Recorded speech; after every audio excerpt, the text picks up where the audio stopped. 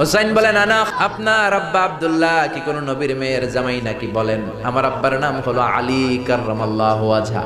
আমার আব্বা হলো শেরে খোদা, দুনিয়ার সব কাফির মুশরিকদের জন্য আল্লাহ আমার আব্বারে বাঘ বানিয়ে পাঠিয়েছে।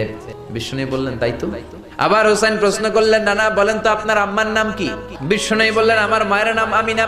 হুসাইন বলল নানাজি জান্নাতে সর্বপ্রথম যেই মহিলাটা ঢুকবেন ওই মহিলাটা হলো আমার আম্মা জান ফাতিমা।